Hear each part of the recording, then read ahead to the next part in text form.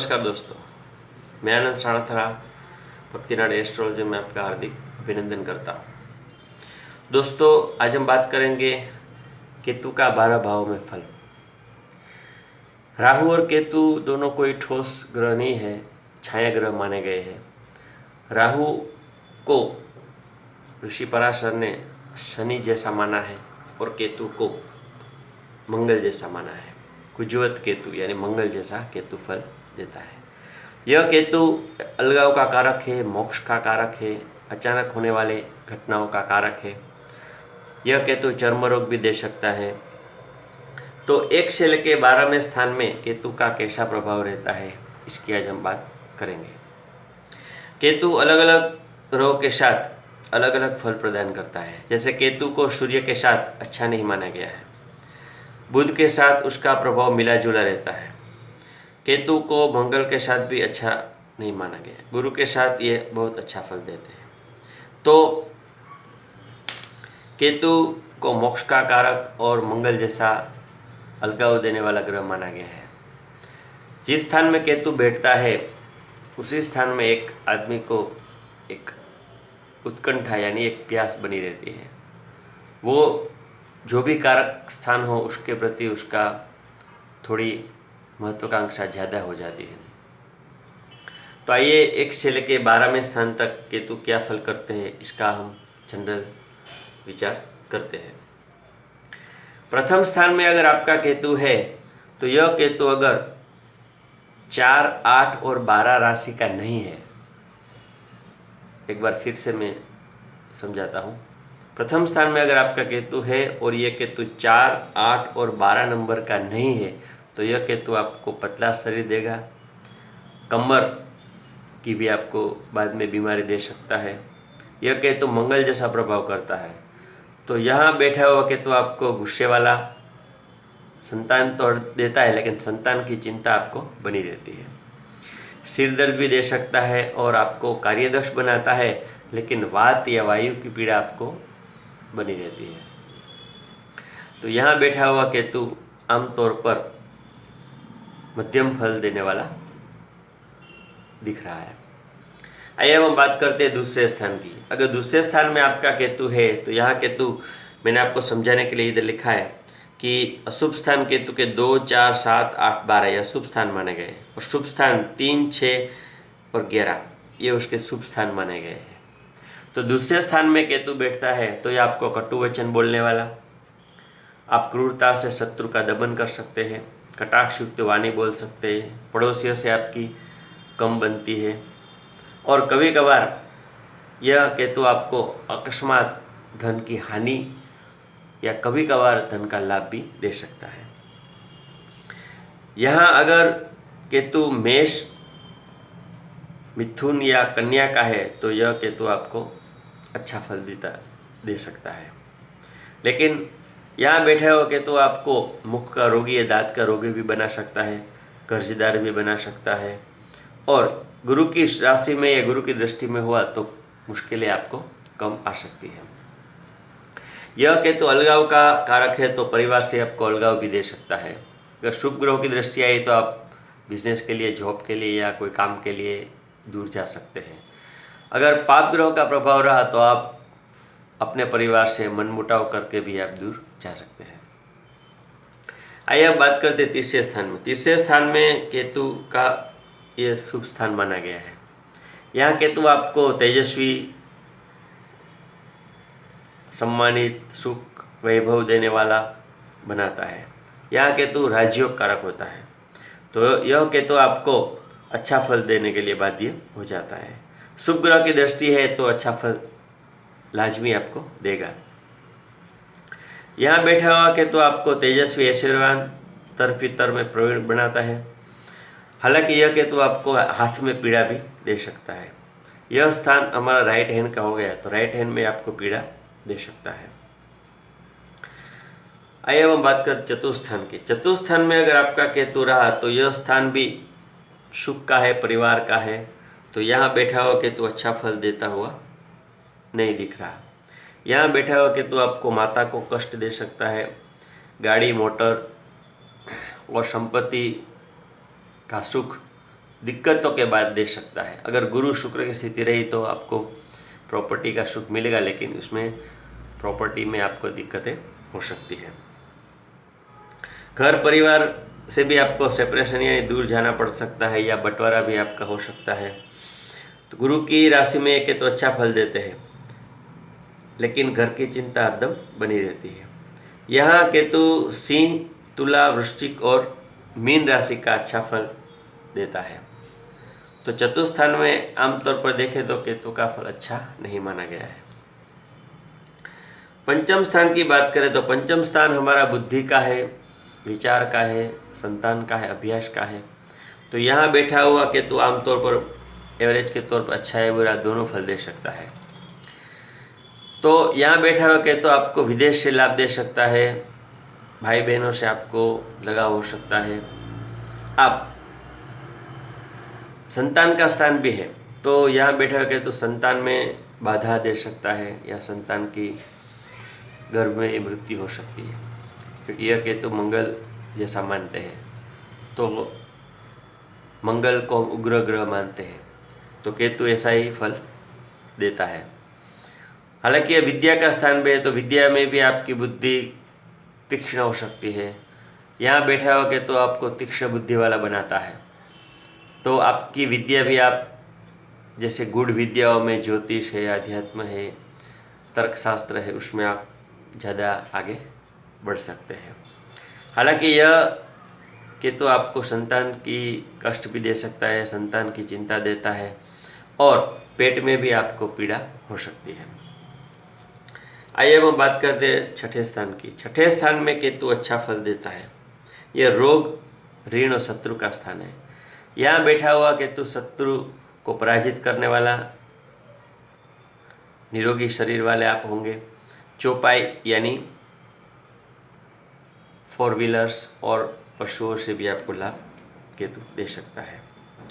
यहाँ बैठा हुआ केतु अगर भाग्यश बली हुआ तो आपको अच्छा भाग्य उदय आपका होता है। छोटे लोगों से यानी जो निम्न स्तर का काम करने वाले लोग होते हैं उसके साथ आपकी कामकाज करके भाग्योदय आपका होता है। हालांकि छठा स्थान ननिहाल का भी है, तो यहाँ बैठा हुआ केतु आपको ननिहाल में थोड़ी दिक्कतें दे सकता है, उधर से आपको अपमानित भी होना पड़ सकता है। और यहाँ बैठा हुआ केतु आप छोटी काठी के होते हुए भी बड़े बड़े काम आप कर सकते हैं। तो यह केतु आपको अपने गांव का मुखिया, सरपंच या कोई मोहल्ले का कॉरपोरेटर या कोई ऐसा पद भी आपको एक केतु दे सकता है। आइए अब हम बात करते हैं सप्तम स्थान की। सप्तम स्थान लाइफ पार्टनर का है या हमारे सामने वाले लोगों का भी है। तो यहाँ बैठा हुआ केतु अशुभ स्थान माना गया है, तो यहाँ बैठा हुआ केतु अच्छे फल नहीं देता। जीवन साथी और शत्रु से धन का नाश हो सकता है। आप जिससे भी उधार दे सकते, उधर से उधार के पैसे आपके वापस आपको नहीं मिल सकते, या मिलते हैं तो बड़ी दिक्कत के बाद मिलते हैं। जीवन साथी को भी पीड़ा दे सकता है। जैसे पुरुष की कुंडली है तो स्त्री को पीड़ा या ऑपरेशन के भी योग बनते हैं। स्त्री की कुंडली है तो पुरुष को ऑपरेशन और पीड़ा हो सकती है, वो शरीर में कोई भी भाग में हो सकती है, चाहे हाथ में हो, आँख में हो, पैर में हो।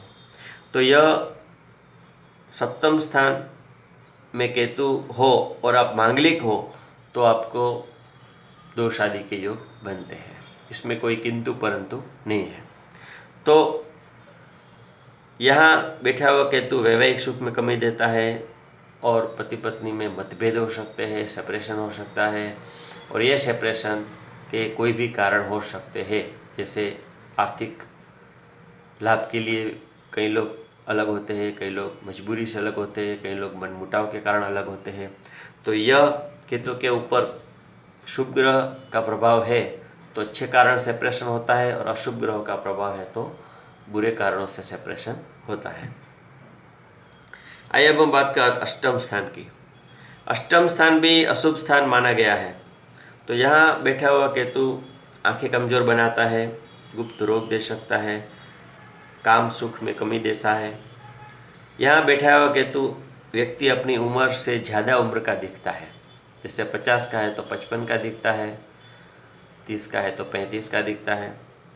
तो यहाँ बैठा हुआ केतु मनी सेविंग्स में भी बहुत दिक्कत देता है। अगर शुभ ग्रह का प्रभाव दूसरे स्थान में है तो बैंक बैलेंस हो सकता है, नहीं तो बैंक बैलेंस करने में बहुत ही संघर्ष का सामना करना पड़ सकता है। तो अष्टम स्थान का केतु अच्छा नहीं माना गया है। आइए अब बात करते हैं नवम स्थान की। नवम स्थान भाग्य का स्थान है और काल पुरुष की कुंडली में इधर गुरु की राशि पड़ती है और केतु और गुरु की युति को अच्छा मानते हैं। तो गुरु की राशि में केतु अपने आप को बलवान मानते हैं। तो यहाँ बैठा हुआ केतु आपको धार्मिक बनाता है, मोक्ष का कारक केतु है, तो धर्म से लाभ देता है, धर्म के क्षेत्र में आप आगे बढ़ सकते हैं। यहाँ बैठा हुआ केतु अगर शुभ ग्रहों के साथ है तो आप धर्म में अच्छे उन्नति करते हैं। पाप ग्रह के साथ बैठा है तो आप धर्म में आडंबर करते हैं, धर्म के क्षेत्र में आप अपमानित भी हो सकते हैं। तो यहाँ बैठा हुआ केतु आपको भाग्य में बहुत उतार चढ़ाव दे सकता है। तो यह उतार चढ़ाव आपके जीवन में केतु के बल के ऊपर निर्भर निश्चित करता है कि आपको कौन से फील्ड में कैसा फल आपको केतु देगा। तो यहाँ बैठा हुआ केतु भाई बहनों से भी मतभेद कराता है, क्योंकि यहाँ केतु की दृष्टि तीसरे स्थान के ऊपर जा रही है। तो शुभ ग्रह के साथ अच्छा फल और पाप ग्रह के साथ बुरा फल केतु देता है। आइए हम बात करते हैं दसम स्थान की। दसम स्थान में अगर केतु है तो यह कर्म का स्थान है। इधर केतु एवरेज के तौर पर नौकरी में कई बार चेंजेस देता है। हालांकि यह केतु आपको अच्छा पद देता है, लेकिन आप बार बार अपने जॉब में चेंजेस करते हैं, बिजनेस करते हैं, तो भी आपका मन स्थिर नहीं रहता। केतु और गुरु की युति होती है तो आपको अचानक धन लाभ या धन हानि भी हो सकती है।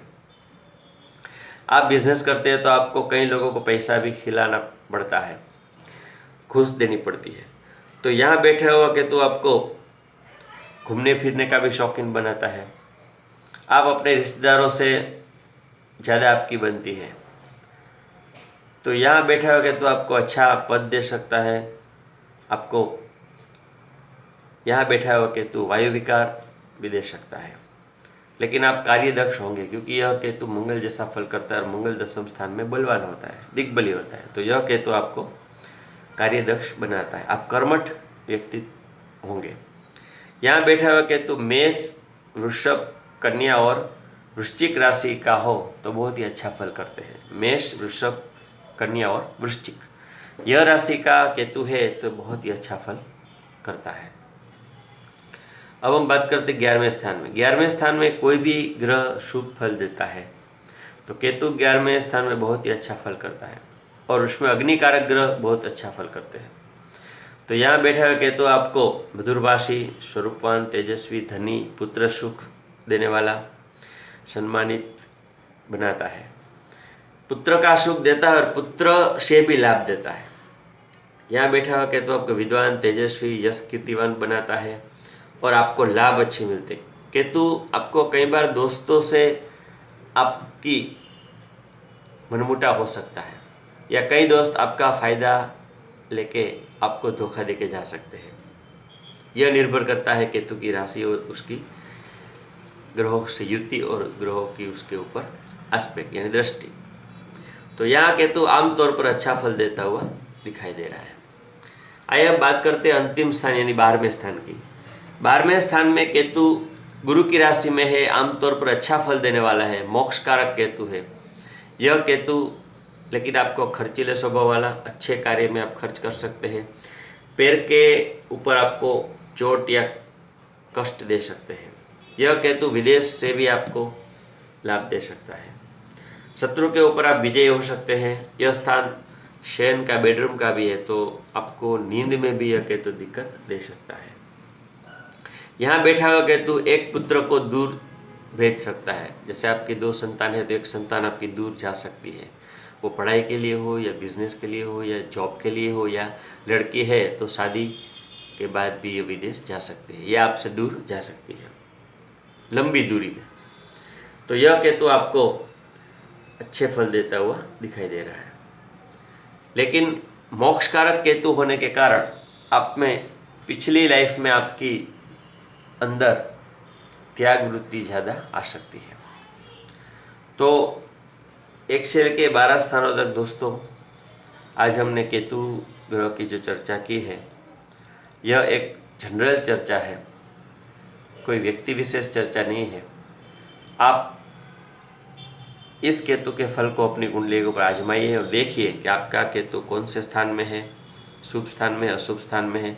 शुभ स्थान में अच्छे फल दे रहा है तो अच्छी बात है, अशुभ स्थान में और बुरे फल दे रहा है तो आपको उसके उपाय निश्चित ही करने चाहिए, क्योंकि ज्योतिष एक कर्म फल के ऊपर काम करने वाला एक शास्त्र है। अगर बीमार व्यक्ति दवाई लेता है तो बीमारी से वो मुक्त हो जाता है, अगर वह दवाई नहीं लेता तो उसको बीमारी का दुख सहन करना पड़ता है। वैसे ही ग्रहों का है कि अगर हम ग्रहों के अच्छे और प्रामाणिकता से उसके उपाय करें तो उसका हम अच्छा लाभ ले सकते हैं, नेगेटिव ग्रहों को अपनी फेवर में कर सकते हैं उसके उपाय आजमा के। तो दोस्तों आज के लिए इतना ही। आप सब लोग समय निकाल के मेरा वीडियो देख रहे हैं, इसलिए मैं सब आप लोगों का आभारी हूँ। और आपको वीडियो अच्छे लगे तो उसको लाइक, शेयर और कमेंट कीजिए, अपने दोस्त परिवार के साथ शेयर कीजिए। अगर आप कोई विषय पे ऊपर वीडियो देखना चाहते हैं तो कमेंट में लिखिए, मैं उसी विषय के ऊपर वीडियो बना के आपके सामने पेश करता रहूँगा। तो आज के लिए इतना ही। धन्यवाद। जय श्री कृष्ण।